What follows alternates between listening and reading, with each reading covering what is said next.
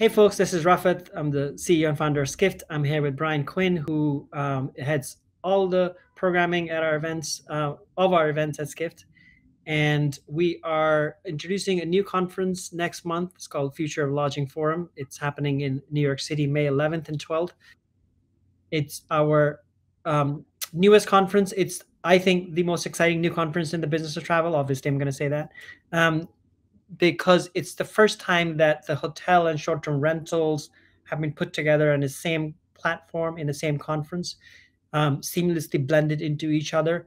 And there are a few reasons why we think it's important. And then Brian and I are going to discuss how he's putting together the program for the conference that's coming up. So one of the themes that we're exploring as Skift is what we're calling the great merging, which is if how people how they live, work, and travel have merged into each other, which they certainly have over the last 2 years.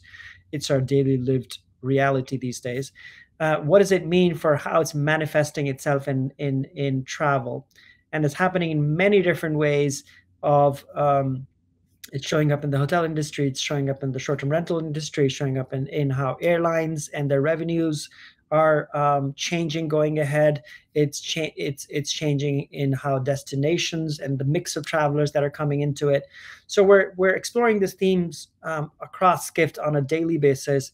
I'm also writing an essay called "The Great Merging," which will come out in the next in the next few days. And so this conference that we're putting together, the Future of Lodging Forum, is talking about a bunch of these themes: innovations that are coming in hotel sector, innovations that are coming in the short-term rental sector, and then some early innovations that are happening at the intersection of these two sectors. So that's what this conference will be about. So Brian, obviously you're putting together the whole program for it. I think we're almost there in terms of finalizing the program. It's a great list of speakers, a great list of topics. So how are you thinking about the programming and what are the chess pieces you're trying to move? Yeah, I mean, it always, for me, starts with how do we kind of get the smartest people in the room and the game changers who are out there thinking about these problems. And it does seem like this, you know, intersection of how we live and work and the decentralization of everything has inherently been, a part of every conversation we've had. So how can we best showcase these discussions? We're doing it not only just across traditional hotel players, but also the short-term rental players. Of course, we know from hosting our short-term rental summits. And so it really is the first opportunity to bring these players together and say, okay, what are the similarities and where are the crossovers that we're all seeing? Because in many instances, it is a similar conversation on both sides. And so we're hopeful that, there's a great cooperation there between them. And the common themes that you're exploring are the changing consumer behavior. I think one of the lines that you have in the description is, actually, why don't you say what the line is how consumers are driving the future here. Yeah, I mean, at the center, obviously, just like at the center of a hospitality experience is the guest, it's also the reason why everything is changing. And so, more than just the industry saying this is what we think it should be, we know that it's guests that are transforming the industry, how they stay. That's why rentals have been exploding throughout the pandemic, and as the outdoors and lifestyle, and certainly where people stay for traditional hotels. And so their needs are changing. What does that mean for the way in which hotels change their experience, their operations, technology, those deeper relationships? And yeah, so we're exploring those across the agenda. Well, we're not only exploring it, you're living the brand as we speak, which is you are working out of a hotel lobby. Yeah. And so I guess not a digital nomad because it's not that far from your house, but you are working and traveling, and so it's not. Is it a leisure It's trip? Is it a business trip? I think that's kind of the interesting things that we're exploring, and how does that translate into the hotel, in this case, in the hotel world? right. Yeah, I'm at a Marriott brand, but this time, but I think it's interesting how when we live and work, my family's also here. Why not? Why just stay at home if we work at home when we can go to another city, for the spring break week and for our daughter. and have a moment to get away and explore that. So, and we'll have those kind of conversations with Citizen M, with Sonder, Blue Ground, Selena, and it really will kind of start with the program kind of looking broadly at where hotels are remaining competitive. And obviously technology and digital tools are a big piece of that.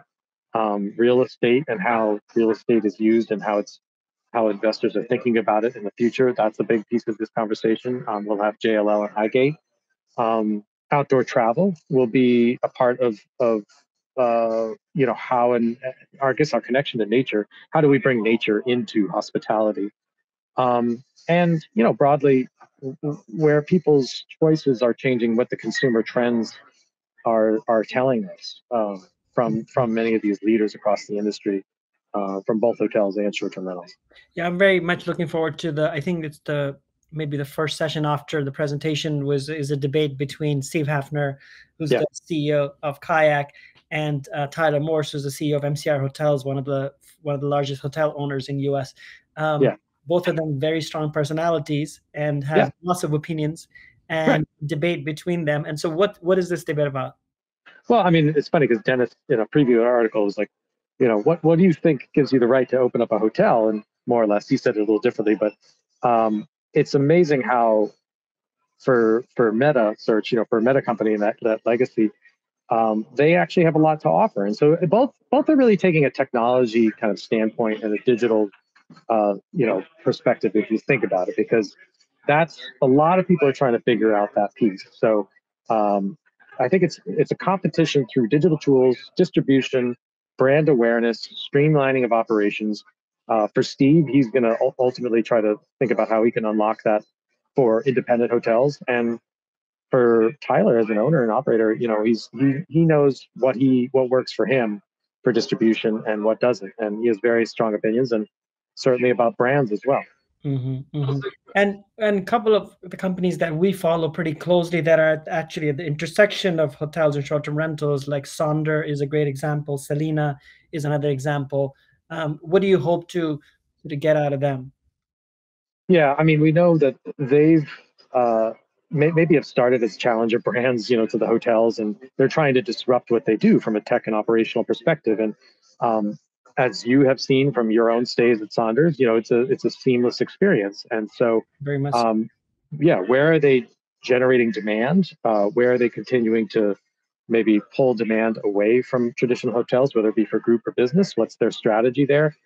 I think. And even from my perspective, interesting thing, and we'll dig more into it with that with those sessions and maybe some of the other is like real estate as an asset class. What are they thinking about these types of companies versus hotels or short-term rentals separately? And as we've seen, a lot of the larger real estate players that traditionally have invested in hotels and residential are now moving in a big way in the short-term rental space as well. And so that'll be a thread of discussion there as well. Yeah, I'm curious to see what JLL and Highgate discussed. I mean, as Sean pointed out in one of his recent newsletters, like developers are finding ways to open hotels in densely built travel destinations. That's driving a lot of the investment. And so how is that real estate? I mean, from what we discussed with Arash from Highgate in a prep call, real estate's driving so much at the center of what's happening. And I think really that will continue to come up throughout the event and what those implications mean, not just for rentals, but for hotels. And then, of course, we have, I mean, we wouldn't have a hotel or any type of hospitality conference without Marriott not being there. Yeah. I mean, so they're the biggest hotel player, of course, at the event and discussing, not just how rentals and hotels coexist. Let's maybe describe it as a coexisting level thus far, but how do they really complement each other? And I think no one can argue that what Marriott has done is really helped streamline the operation for rentals, and they've done so much, and they've helped professionalize the space in an immense way. So what is Jenny Shea from Marriott Homes and Villas? What is she seeing next? How is she thinking about that? They obviously have a delicate dance between hotels and rentals, but I think they are one of the brands that is certainly at the center of that kind of discussion. Yeah, and then and speaking of innovators in the space, Citizen M, a brand that we like, and I know both of us personally like as well. And Lifehouse that Kayak has also tied up with. They're there as well. Mm-hmm. And then how can we not have a conference on short-term, at least have some short-term rental with Airbnb not being there? So we have the global head of hosting from Airbnb. She's coming and speaking. Yeah, there might be some exciting news around that time, and it's going to be great to have that discussion.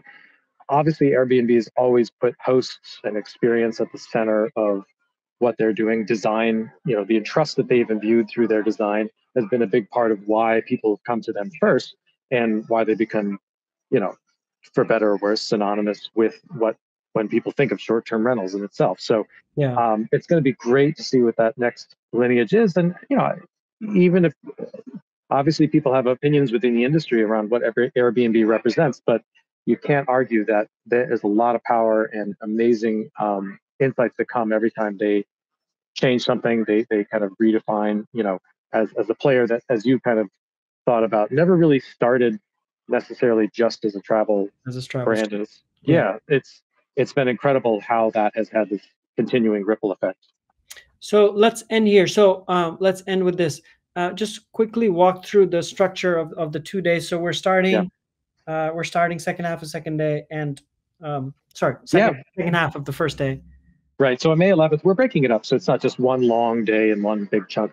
So on May 11th, we're going to start in 1 in the afternoon and go through, have some breaks, and then end around 5, and then have a reception afterwards. The next morning, we'll have some breakfast, of course, start out and then start at 9 with, we're actually going to have Dennis doing an oral history discussion with some of the originators, from some of the OGs of short-term rental space. So it's going to be amazing to learn from in that discussion, the lineage of short-term rentals. That day we'll continue, of course, have a break, and then we'll end around 1 after Airbnb and perhaps one other around 1 on the 12th. So it's going to be a fast-paced day, lots of chances to network and connect, and I'm really excited about this audience that's going to be there. It's going to be great. Yeah, it's very interesting. This is the first time we're experimenting with the timing formats, and I feel seems like it's a very efficient way to do a conference and get people enough in it while having enough time for them to travel in and out of New York. And so hopefully this works. And this is our first time experimenting with that. Well, looking forward to welcoming all of you May 11th and 12th in New York City.